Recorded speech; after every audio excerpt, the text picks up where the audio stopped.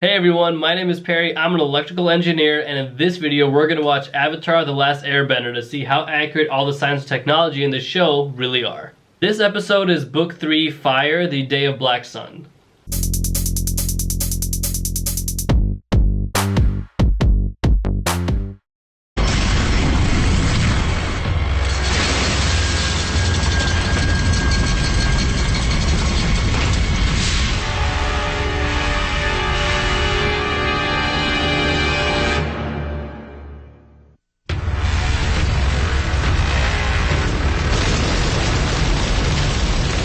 That is a pretty impressive wall, but I don't know how in the world that thing works because, well, for one, it's like I don't really care for it in general because like you already have water that's like a boundary that keeps you away from the rest of the world. Why do you need a wall in the water? Setting fire to something that was just underwater is not that easy. I mean, I'm wondering what do they actually do to this chain wall to make it flammable after it was just sitting there for, because majority of the time it's in the water, right? It's not actually up acting as a wall.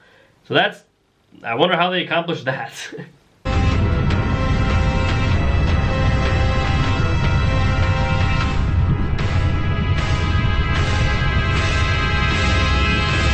Those are the coolest submarines I have ever seen in my entire life. They're literally shaped like fish, which is awesome. The initial designs for submarines used by the Navy were actually modeled from fish. I mean, this is a bit extreme, but like the long cylindrical body, and then the end of it, we don't have a like tail, that they added a rudder instead. But a lot of things in engineering are based off of what animals just do in nature. Like another example is flying. Like airplane wings are designed from birds. Like they have like a curve on the top and they're flat on the bottom, so when wind actually flows over it, the wind is flowing faster over the top of the wing than the bottom, and this helps you achieve lift. Another example of it is like missiles and torpedoes. Those are based on the shape of a diving peregrine falcon, because they just found like that shape really increases velocity as it's like diving towards its prey. And there's countless examples I can think of, but a lot of engineering is based on what we see in nature. Submarines were also invented before planes, so this show does actually follow that timeline consistency because we don't see airplanes until Legend of Korra. Sokka is a natural-born engineer, except that is a drawing. It is not a design. Designs have measurements on them. The mechanists mentioned that they use water bending to actually submerge the subs, and then they have a limited air supply, so they have to, resurface. And that actually solves some of the problems that we have with our modern submarines, and that kind of clears the way for these guys. Like, assuming that water benders exist and they can do this sort of thing, like, these submarines will work, right? They serve the purpose. And the way that our modern day submarines operate is that they have these things called ballast tanks. There are internal and external. The external ballast tanks are the ones that fill with water, and that'll make the submarine negatively buoyant, which allows it to sink under the water. And the internal ballast tanks are filled with air, and if you expand them with air, that'll actually cause the submarine to rise. So when you have a proper balance of water in the external ballast tanks versus air in the internal, you can control which depth you want the submarine to be at, so it can just cruise at that level. Listen up, everyone!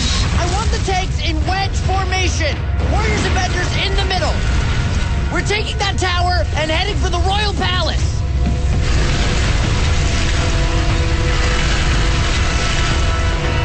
Wedge formation is something that you would use like when you're fighting cavalry. So the whole purpose of a wedge formation is that you form all of your troops in the shape of a triangle, and then you head directly, like just straight at the enemy forces. And the reason you want to do that is because when you just like head at them straight on, they'll actually separate in the direction of your triangle, and you're forming a wedge in between their forces, so they break their ranks, and it sends the enemy into a panic, and then you can just pick them off one by one. But there's no cavalry that the Fire Nation has, so I don't know why would you use a wedge formation? Like, it doesn't actually benefit you here because they're taking in fire from the sides, not head on. The eclipse is starting! Put on your eclipse glasses! Yeah, that's a terrible decision they just did. This reminds me of a couple of years ago, I don't know when it was, but there was like a very, very like well advertised solar eclipse, and people were selling eclipse glasses, and those do exist, but that ain't it. Like what those people are wearing are not going to give you any protection against the sun or the eclipse at all. Like, so the same reason that you should never look at the sun just bright in the middle of a regular day is the same reason you should never look at one directly in an eclipse.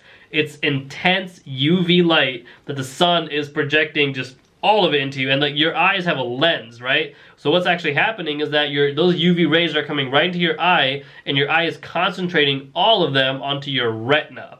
This is what causes blindness, because you can stare at that sun for as long as you want, and you're not gonna like hurt because the retina has no pain receptors on it, which is why you don't actually experience the visual damage you've done to your eyesight until hours afterwards, and the damage has already been done. If you want to look at the sun during an eclipse and you don't want your eyes to literally burn from the inside out, wear shade number 14 welder's glasses. Those are something that are available in I think like quite a few stores. I mean, they might even sell it on Amazon nowadays. But remember, shade number 14 welder's glass.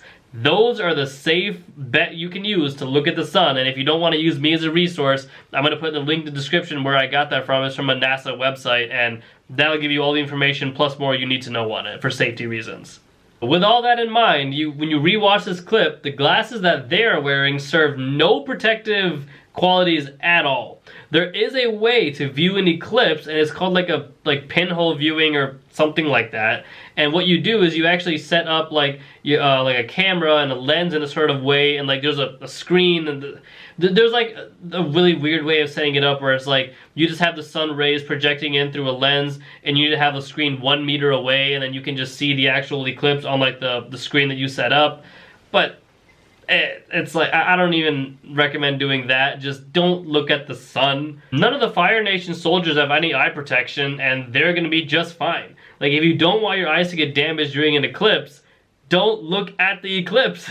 Just don't look towards the sky or at the sun, and you'll be fine. An eclipse is not like a once in a millennia, or like when the planets align sort of thing. There are multiple solar eclipses and lunar eclipses every year.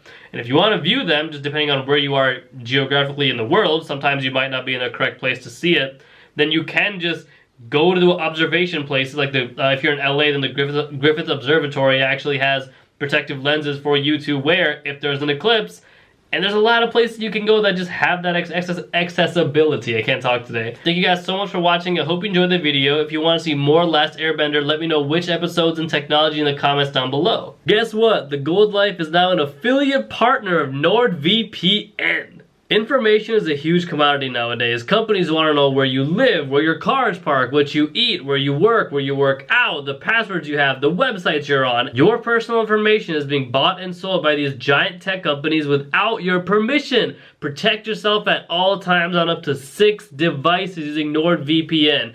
I have it on my laptop and my phone. That way, whenever I go connect to a public Wi-Fi anywhere, I don't have to worry about a thing. Another cool deal is that you get to connect to other countries and get access to their Netflix movies and TV shows, giving you a whole new array of entertainment so you can binge even harder. Use my link in the description down below to get 68% off a 2-year plan of NordVPN with a 30-day money-back guarantee. Thank you guys so much for watching. Stay fresh and stay golden.